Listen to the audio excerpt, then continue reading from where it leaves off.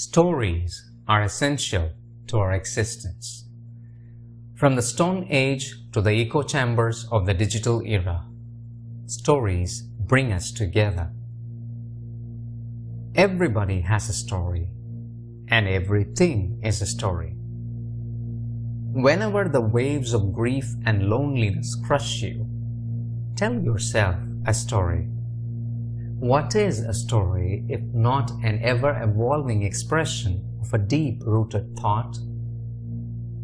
And maybe, under the shades of a story, one can find solace or a change of heart.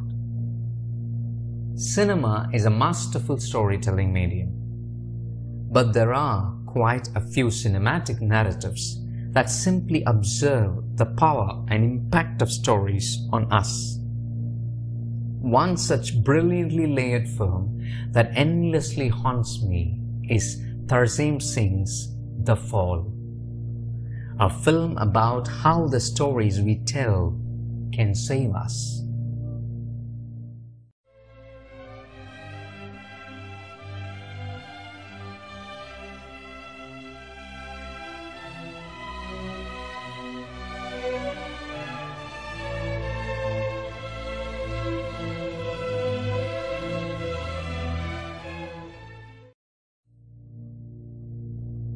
Shot over a span of 4 years in 24 countries with very minimal computer-generated imagery, The Fall is a very beautiful picture. But it's not just a pretty film to look at. Set in the 1920s at a Los Angeles hospital, The Fall is about the fallen. One, a seriously injured young stuntman of the silent era cinema, Roy Walker. The other is a 5-year-old immigrant girl, Alexandria. She has a broken arm.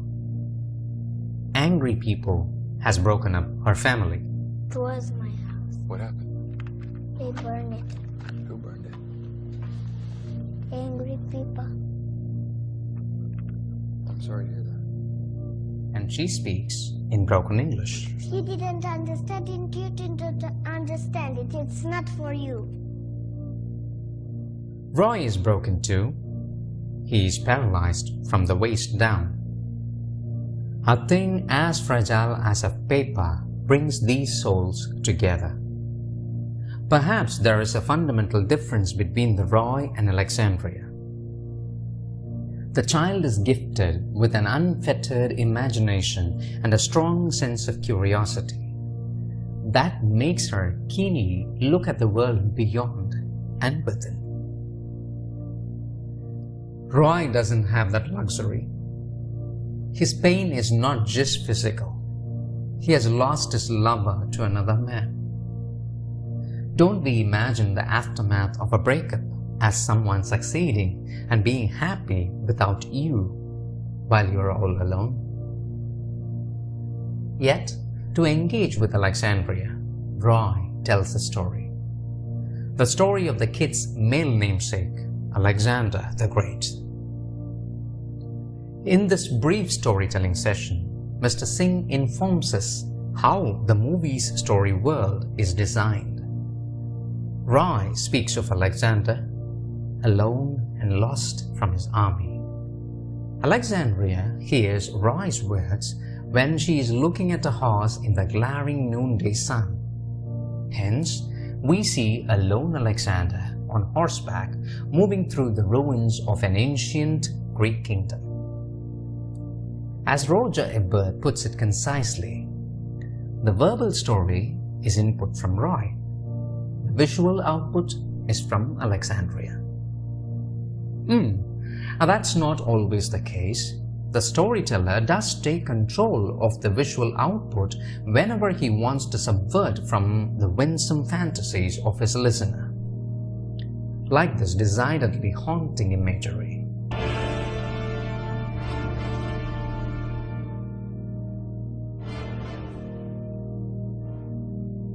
Of course, it's all part of Mr. Singh's spellbinding visual ideas.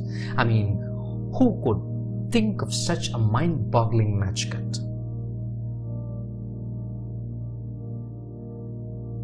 Sorry for the digression. Mr. Singh's visual feast demands a separate analysis. Now, let's get back on track.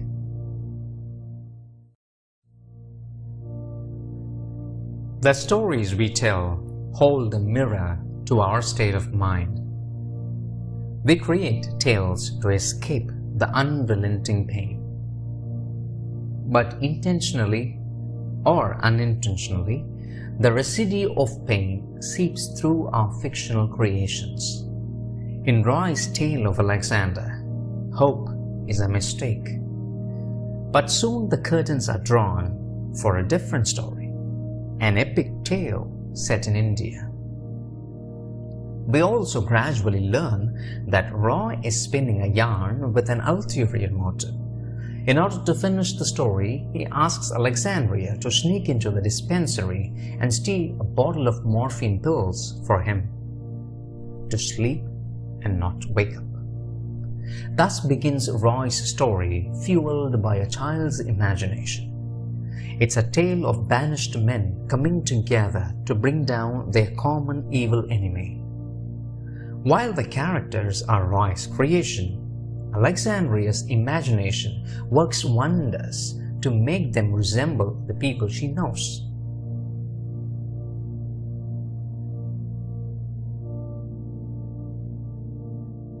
Therefore, when Roy, the silent era stuntsman, mentions the words Indian, wigwam, and squaw, it's apparent that he has in mind a stereotypical figure of a Native American.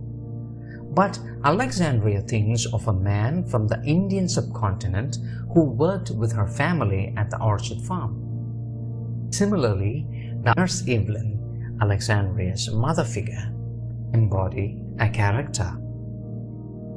Roy says the gap-toothed, masked bandit hero looks like Alexandria's father. But when the mask comes off, the kid's vision works wonders and allows Roy to take that place.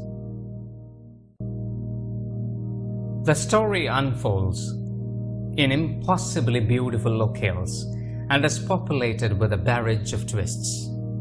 Of course, the mechanics of this childish tale are designed with a sole purpose: to engage a rapt listener.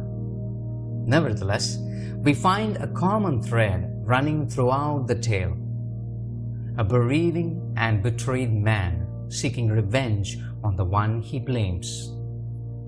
As the calculative storyteller and his perfect listener build a world together, the collaborative nature of storytelling becomes more pronounced. When Roy feels the end is near for him and for his heroes in the fairy tale, Alexandria herself joyously steps into the tale. There is a power in Alexandria's innocence which not only strives to help the bandit father figure, but Roy too. It's why she falls again, fracturing her skull. Devastated and heartbroken, Roy appears at Alexandria's bedside and decides to destroy his world of lies. At the same time, by killing off the band of heroes one by one, he unwittingly expresses his cynical and hopeless outlook at life.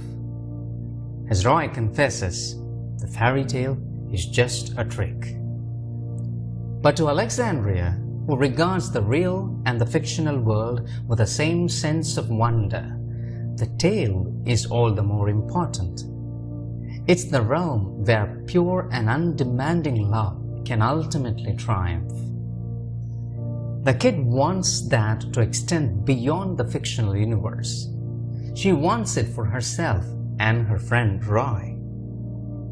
Moreover, this simple yet profound exchange signifies the powerful bond between the storyteller and the active listener. Why are you making everybody die? It's my story. Mine too.